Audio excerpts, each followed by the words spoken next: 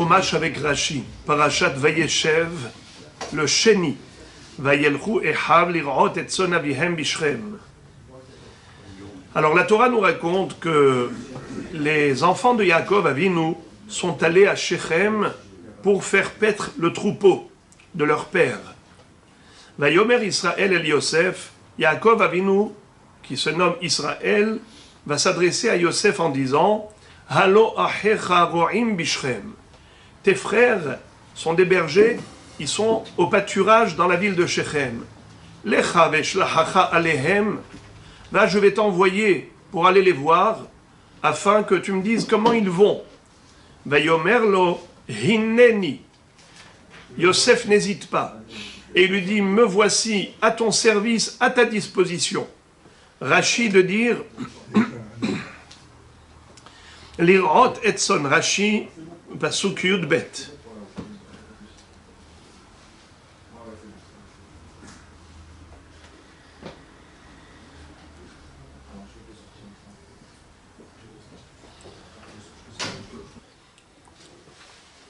Lirot etson. Au lieu d'écrire lirot tson avihem, c'est écrit lirot et, et il y a un point sur le et. Comme pour dire, shelo alchu ela lirot et atzman. C'est-à-dire, le bétail était au pâturage en train de paître. Mais, en réalité, finalement, qu'est-ce qui va en sortir de toute cette histoire? Ils vont vendre Yosef. Il va être vendu finalement à Potiphar. Donc il est arrivé en Égypte. Il va y passer 12 ans dans le cachot égyptien par la suite, lorsque la femme de Potiphar n'a pas obtenu satisfaction et qu'elle a fait emprisonner. De là, il va sortir pour l'interprétation des rêves du pharaon, pour dominer l'Égypte, devenir ensuite le grand économiste. C'est lui qui va devenir le ministre de l'économie, premier ministre d'Égypte, pour gérer l'abondance afin de prévoir la famine et de fournir au monde entier le blé lorsque ce sera la sécheresse pendant les 7 années dont il avait prévu au travers de l'interprétation du rêve prophétique du pharaon. Eh bien, finalement, Yaakov va dire à ses enfants, il faut bien qu'on mange quelque chose. Allons-y, en Égypte. Allez-y. Donc ils ont été finalement pour se préparer le pâturage. En fait, ils ont été pour faire paître le troupeau, mais en réalité, c'est leur pâturage à eux qu'ils sont en train de préparer.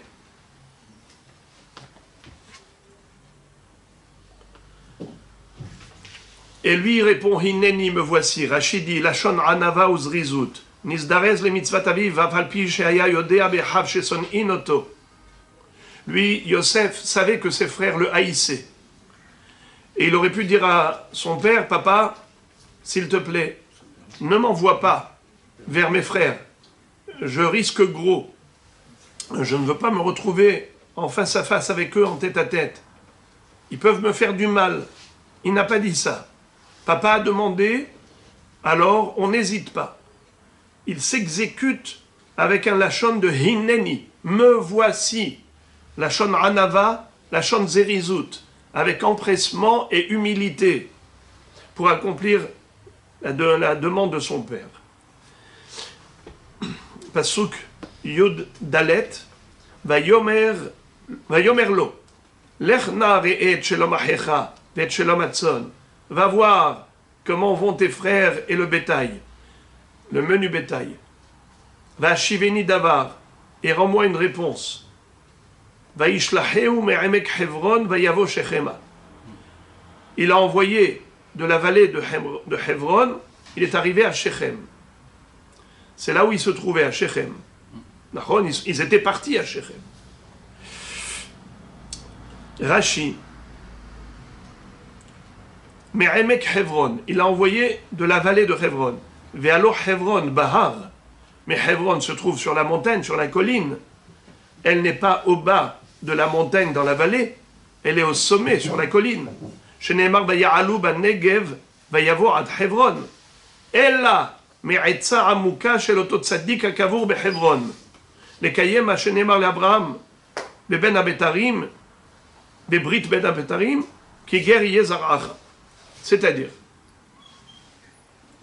Remek, ça veut dire profondeur. Romek, Amok, Etza Amuka.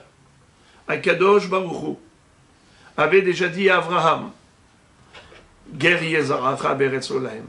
Comment cela va se concrétiser? La galoute en Mitzrayim. Eh bien, par la vente de Yosef, qui va arriver en Égypte, et qui plus tard va inviter son père et ses frères, 22 ans plus tard, à descendre en Égypte. Comme on l'a déjà expliqué, que c'est comme une vache qui ne voulait pas aller aux abattoirs. Qu'est-ce qu'ont fait les Shohatim? Ils ont pris le petit veau, ils l'ont mis devant, et en tirant le veau, la vache, elle suit tout gentiment. La même chose avec Baruch Hu, il envoie Yosef en Égypte, et Yaakov va suivre plus tard. C'est comme ça que Hachem va concrétiser le décret qui était déjà à l'encontre de Avraham Avinu. C'est pour ça qu'il est écrit Me'emek Hevron, Aitza Amuka, Shel Oto Tzaddik Akavur Behevron. Dans le sens où ce tzaddik qui se trouve à Hebron, c'est Avraham Avinu. Eh bien, dans la profondeur du dessein de Dieu, se trame l'exil en Égypte. Et comment cela va se faire? Par le biais de Yosef et ses frères. Vayavo Shechema, il est arrivé à Shechem, Makom Mukhan Lapuranut. C'est un endroit qui est prédisposé au malheur. Sham Kilkelu Ashvatim, c'est là-bas où les Shvatim ont vendu Yosef. Sham Innu et Dina, c'est là-bas où Shechem ben Hamor, dans la ville de Shechem, il a violé Dina. C'est là-bas où il y a eu le schisme, la division du royaume d'Israël en deux.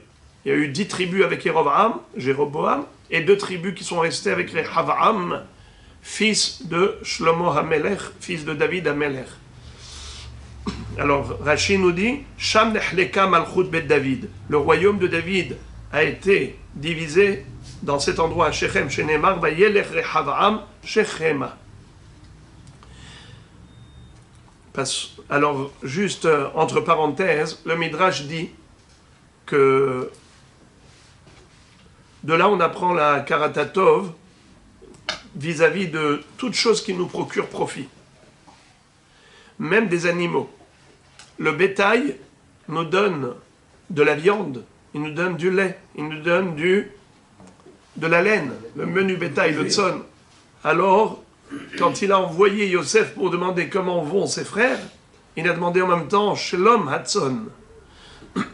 Comme pour dire, on profite du troupeau, alors il faut s'intéresser également à lui. Pourquoi il lui a dit va shiveni davar? Il lui a dit va voir comment vont tes frères et rends-moi une réponse. Pourquoi il lui a dit rends-moi une réponse? Mais c'est évident, s'il envoie pour lui demander comment vont ses frères, c'est pas pour rien, c'est pour qu'ils reviennent et qu'ils lui disent comment ils vont. Pourquoi il a précisé va shiveni davar? C'est pour le rendre shaliach mitzvah bahalicha ou bahazara, que Yosef soit protégé aussi bien à l'aller comme au retour comme à l'aller. Il y va pour la mitzvah de son père et il reviendra également, il a une mitzvah de revenir pour accomplir la mitzvah de son père qui lui dit Hashiveni davar. Oui, mais on va dire, mais finalement, ça ne l'a pas protégé. Il n'a pas été protégé finalement. Il était shaliach mitzvah et il a subi, n'est-ce pas, les affres de l'exil. Il a subi la vente. Il a été arraché cruellement de la maison paternelle, jeté dans un puits de serpents et de scorpions, jeté en prison. Alors, où est la protection de la mitzvah? Réponse, c'est la finalité qui compte. Rira qui rira le dernier. Finalement, qu'est-ce qu'il est devenu? Premier ministre, le vice-roi de la première puissance mondiale. Ce qui veut dire que ne faut pas se fier aux apparences. C'est Gamzu Letova. C'est la finalité qui compte. Le maître de l'horloge et le maître de l'orge. Exactement. Finalement, Akadosh Baruch Hu, ce qu'il voulait, c'était de le rendre roi. D'ailleurs, quand Yaakov Avinu s'est plaint, et Akadosh Baruch Hu va lui dire Lama tomar Yaakov ou tedaber Israël. Lemor, nistera darki me Hashem. Ou me Elohai mishpati ya'avor. Alo yada'ata im lo shama'ata. Elohe olam Hashem. Borek etzot ha'aretz. Lo ya'af velo yiga en heker litvunato. Pourquoi Yaakov, tu dis, Akadosh Baruch Hu m'a abandonné? Il a voilé sa face de moi. Eh bien, tu ne le sais pas que Akadosh Baruch Hu, c'est lui qui a créé le monde? Tu ne sais pas que c'est lui qui a créé tous les éléments de ce cosmos avec tellement de chorma? En heker litvunato, il n'y a pas de fin à son intelligence. Qui peut créer des mondes pareils, toutes ces galaxies? Qui? Hachem, il peut se tromper? Non. Il lui a dit Ani osek lehamlich et bincha ve'ata omer nistera darki me Hachem. Moi, je m'occupe de faire de ton fils Yosef un roi. Et toi, tu dis Hachem a voilé sa face de moi. Il a détourné. Ça veut dire que quelqu'un qui voit, par exemple, un tailleur en train de couper le tissu, alors qu'on lui a donné un très très beau tissu. Et lui, qu'est-ce qu'il fait le tailleur? Il se met à couper à droite et à gauche. Celui qui voit ça et qui ne s'y connaît pas en matière de couture, il le prendra pour un fou. Il dit, mais c'est pas normal. On lui a donné un super beau tissu, il le coupe en lambeaux. Mais viens, reviens. Dans quelques semaines, tu vas voir. Mais quel costume! Oh là là, une merveille! Quelle robe! Eh bien, ça, c'est notre situation vis-à-vis d'Akadosh Baruch Hu. On est là, on voit juste une pièce du puzzle et on n'a rien compris. Mais quel est le sens et la signification de cet événement? Tu vois Yosef dans cet état, tu pleures. Mais quand tu arrives 22 ans plus tard, tu dis, mais attends, comment il a accédé au sommet de l'échelle hiérarchique? Alors, Vaimtsaehu ish, pasuk tetvav, Vaimtsaehu ish veine to'e bassadeh, Vaish alehu haish lemor matevakesh. Il y a un homme qui l'a croisé, il le voit en train de errer dans la route, et il lui dit, mais qu'est-ce que tu cherches? Qui était cet homme? C'est Gabriel. Sheneemar ve'aish Gabriel, comme il est dit dans le livre de Daniel, que l'ange Gabriel, on l'appelle Ish. Vayomer et ahai anochi mevakesh. Je cherche mes frères. Hagidanali efohem rohim. Dis-moi, où est-ce qu'ils ont été pour faire paître le troupeau? Vayomer haish nas'u mize. Ki shamati omerim nelcha dotaina. Vayeler Yosef aharecha vaimtsaem bedotan. Alors, l'ange va lui dire, en fait, lui, il lui apparaît comme un homme, mais c'était Gabriel Amalach qui s'est déguisé comme un homme. Il lui a dit, je les ai entendus dire, allons-y à Dotan. Alors Yosef est parti, il les a trouvés à Dotan. Dotan, Rachidi, le Pshat, c'est le nom de la ville où ils ont été. De Shechem, ils ont été à Dotan. Mais selon le Midrash, Dotan, c'est date, datot, date. Ils essayent de trouver un argument, alpidat, pour te juger et te condamner. Toi, tu dis, et ahai, anochi mevakesh. Tu cherches tes frères, mais eux, ils ne te prennent pas pour un frère. Nas'u misé, ils ont quitté la fraternité. Nas'u. Nas'u misé, Rachid dit, isiru atzman mina ahva. Ils se sont déplacés, ils ont quitté la fraternité. Nelcha dotaina, levakesh lecha nichle datot sheamitucha bahem. Ils cherchent un argumentaire pour te tuer alpidat. Pasuk yudhet, vayiru oto merachok. Ils l'ont vu de loin. Upterem ikrav alehem, avant qu'il ne s'approche d'eux, vaitnakelu oto lahamito. Ils ont décidé, ils ont comploté de le tuer. Rachidi, vaitnakelu nitmal'u nechalim ve'armumiyut, oto kemo ito imo klomar elav. C'est-à-dire que, à son égard, ils ont comploté et planifié toutes sortes de plans maléfiques pour le piéger.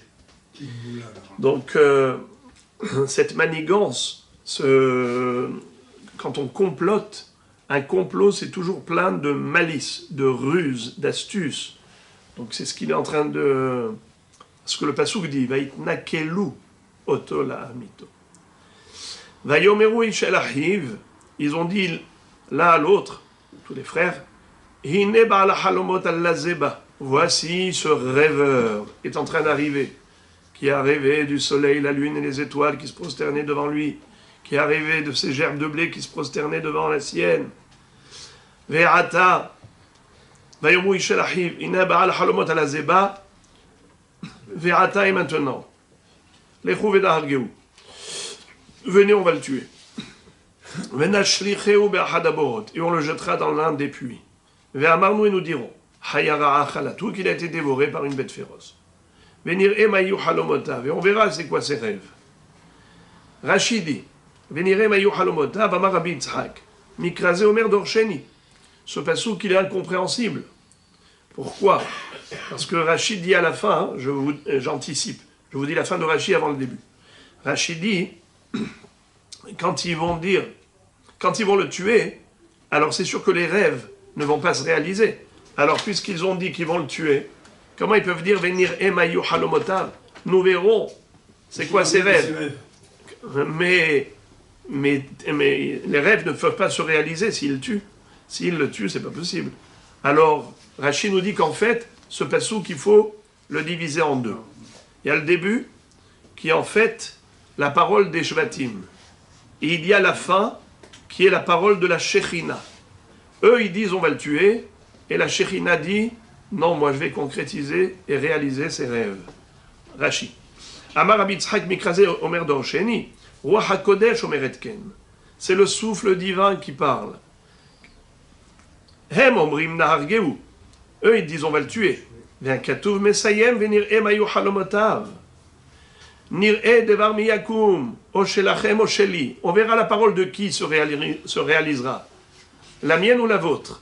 C'est-à-dire Dieu qui veut qu'il soit roi, vice-roi, ou c'est votre parole qui voulait le tuer. Et ifshar shiyomruhem venir emayu halomotav, shemikevan sheyargu batlo halomotav. Pasuk kaf alef. Vaishma Reuven, vayatzileu miyadam. Vayomer lo nakenu nefesh. Lo nakenu nafesh. Reuven, quand il a entendu cela, il a délivré, sauvé Yosef de leurs mains. Il va leur dire, on ne va pas lui porter atteinte à sa vie. Vayomer alehem Reuven al tishpechu dam. Ne versez pas de sang. Ashlichu oto el aborazeh asher bamidbar. Jetez-le dans le puits, dans ce puits-là qui se trouve dans le désert. Veyad al tishlechu bo. Mais ne pas le tuer directement. Les ma'anatzil oto miyadam, la shivo et la vive, afin de le sauver, le délivrer, le ramener plus tard à son père. C'était ça son intention. Rashi de dire les maran lonakenu nafesh makat nefesh zomita, on va pas le tuer. Les ma'anatzil oto ruach hakodesh me'ida al Reuven shelo amarzot el aleatzil oto shiavohu v'ya'alenu misham. C'est Dieu lui-même qui témoigne ce qu'il y avait dans le cœur de Réhouven. Et il a écrit ça dans la Torah. Il n'y a que Hachem qui sonde les cœurs, qui scrute les reins, qui peut en témoigner. Amar Ani Bechor, il s'est dit, moi je suis l'aîné, Vegadol Shebechoulan, le plus grand parmi mes frères. Lo itale achisaron elabi.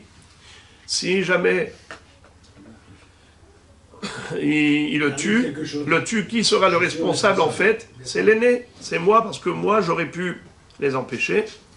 Alors, comme vous le savez, pourquoi Réhouven a pris cette initiative, d'après Rachid, d'après le Pshat, c'est parce qu'il avait eu une pleine prise de conscience de sa responsabilité en tant que frère aîné. Mais dans le Midrash, c'est par rapport à la Karatatov, la gratitude qu'il a ressentie à l'égard de Yosef, vu que dans son rêve prémonitoire, il avait parlé du soleil, lune et 11 étoiles. Du fait qu'il ait parlé de 11 étoiles, ça veut dire que Réhouven était au même niveau que ses autres frères, et pourtant lui, il avait commis une erreur.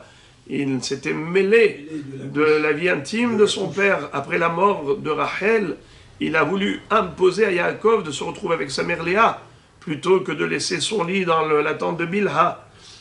C'est une erreur légitime pour lui. Pour lui, c'était avec un calcul, ça suffit, ma mère, elle a déjà souffert de la concurrence de Rachel, faut-il qu'elle souffre de la rivalité de la servante de Rachel, Bilha? Mais Réhouven lui a dit, sache que non seulement que tu as manqué de respect à ton père, mais en plus, tu as profané la Shekhinah qui régnait sur mon couchage.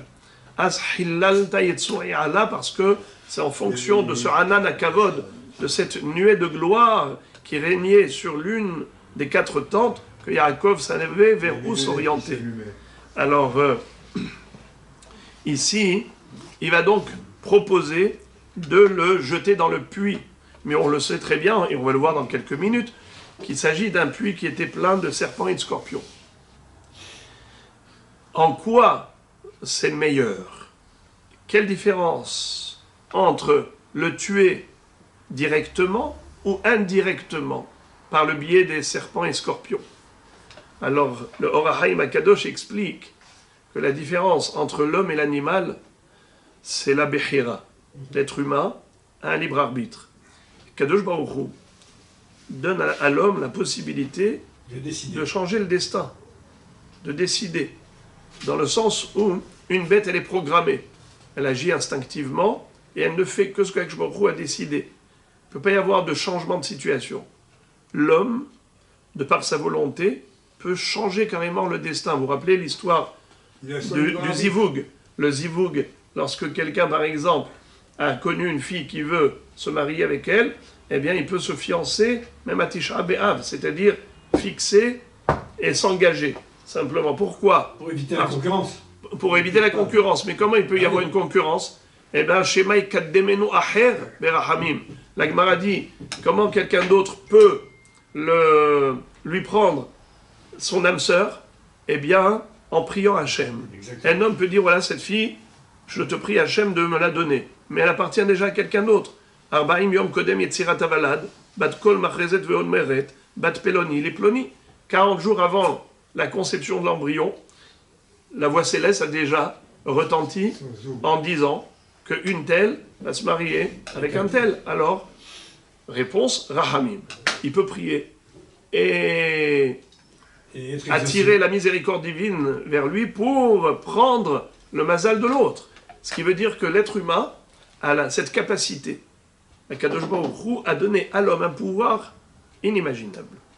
C'est pour cela que Réhouven va dire, si nous on le tue, ça ne veut pas dire qu'il était condamnable, parce que l'homme a ce pouvoir de tuer même celui qui ne méritait pas. Tandis que si on le jette dans le puits de serpents et scorpions, eux sauront faire de lui ce que Kadosh Baruch Hu veut.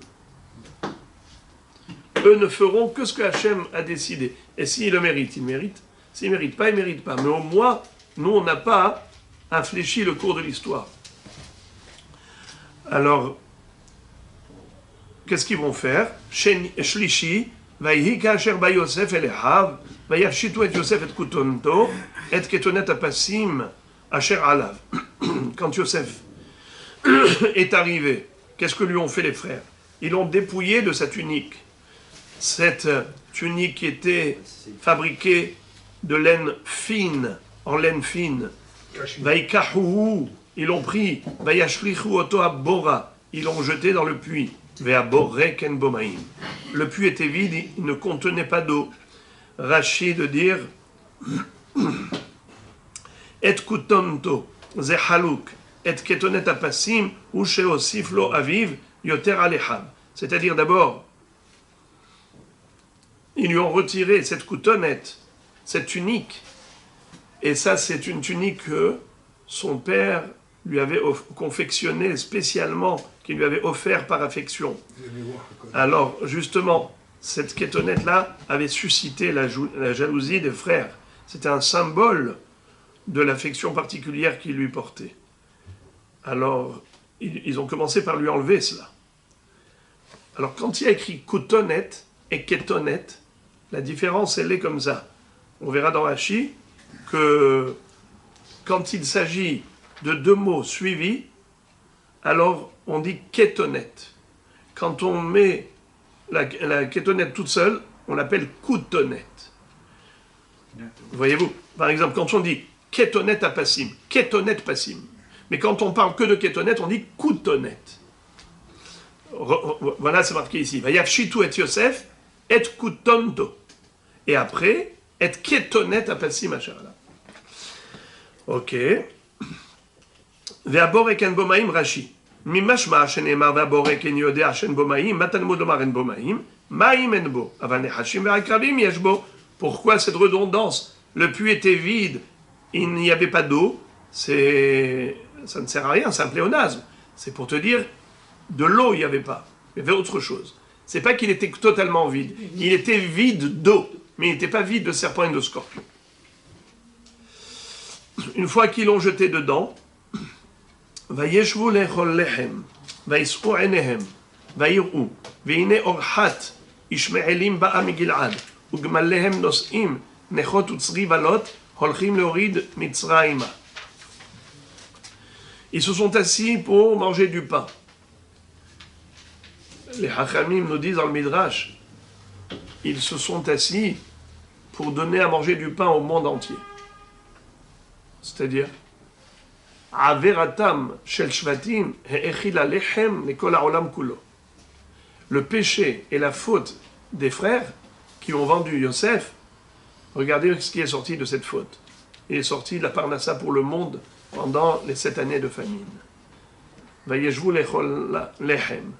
C'est-à-dire que il y a également ici, nous dit le Sforno, le Sforno nous dit que de là, on apprend que Béhémet, ils avaient une conscience tranquille.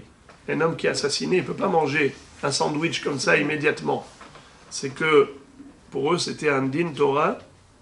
Ils avaient carrément installé un beddin et ils avaient jugé. Et on va voir qu'ils étaient tellement convaincus de la justesse de leur démarche qu'ils vont même associer à Kadosh Baruch Hu. Alors, Herem, regardez, on va voir tout de suite. Vaïkahu, vayashlichu oto habora, ve'aboreken bomaim. Ils l'ont donc jeté dans ce puits. Kafhe, vayeshvu lechol lechem, vayis'u enehem, vayir'u. Ils ont levé vers leurs yeux, ils ont vu. Veine orhat ishmaelim ba'a migil'ad. Voici des Ishmaélim qui arrivent. Ugmalehem nosim nechot utzrivalot. Avec des chameaux qui transportaient des parfums. Nechot, c'est toutes sortes de parfums. Tserivalot, ce sont des plantes parfumées. Qu'on appelle tsori. Quand on l'appelle lotita. Holchim leorid mitzrayma. Ils étaient en train de voyager pour aller en Égypte. C'est un nez, ça, non? Alors, pourquoi est-ce que la Torah nous raconte qu'est-ce qu'ils prenaient avec eux? Ça ne nous intéresse pas. Qu'est-ce qu'ils transportaient dans leurs chameaux? C'est un détail que la Torah n'avait pas besoin d'évoquer. En quoi ça nous concerne, ça? C'est pour te montrer comment Kadosh Baruch Hu fait que le tzaddik ne souffre pas plus que ce qu'il doit subir. Généralement, les goïms, les Arabes, ils transportaient du goudron et du pétrole, des choses qui ont une odeur nauséabonde. Mais là, Kadosh Baruch Hu a voulu qu'ils ne souffrent pas. Eh bien, qu'ils ne souffrent pas de la mauvaise odeur, ils ont au contraire transporté des parfums. Hachem a transformé le marché économique, et donc la nouvelle start-up, c'était les parfums, et c'est comme ça que les Ishmaélim étaient en train de transporter quelque chose qui avait une bonne odeur pour pas qu'ils souffrent. Franchement, c'est tout ce qui manque à ce tzaddik. Comme s'il souffrait, comme sa souffrance maintenant, c'est tout ce qui lui manque, une bonne odeur, mauvaise odeur, qu'est-ce que ça change maintenant? Le bonhomme, le garçon, il est arraché cruellement de la maison paternelle. Il subit des émotions terribles, il est jeté dans un puits de serpents et de scorpions. Quelle peur, quelle panique. Franchement, à ce moment-là, il pense à l'odeur du parfum au pétrole. C'était en fait un clin d'œil du ciel. Akadosh Baruch Hu lui dit, sache que tout ce que tu es en train de subir maintenant, ce n'est pas le fruit du hasard. C'est pas juste une jalousie des frères. C'est qu'en fait, il y a un plan divin derrière tout cela. Et pour que tu comprennes cela, eh bien, regarde, Akadosh Baruch Hu a changé complètement l'économie du monde afin que ces Arabes-là, maintenant, ne te fassent pas souffrir davantage. Et pour dire que lorsqu'Hachem décrète quelque chose, le Nisayon, il est quantifié, mesuré. Et il n'y aura pas un iota de plus que ce qu'Akadosh Baruch Hu a décidé. C'est pas parce qu'une personne subit des épreuves que il est à la merci de tous les dangers. Il y a juste la dose d'épreuves que Hachem a envoyée. Et s'il ne mérite pas plus, il n'y aura pas plus. S'il ne doit pas souffrir de la mauvaise odeur, eh bien, Hachem fera en sorte que ces Ishmaélim vont transporter du parfum.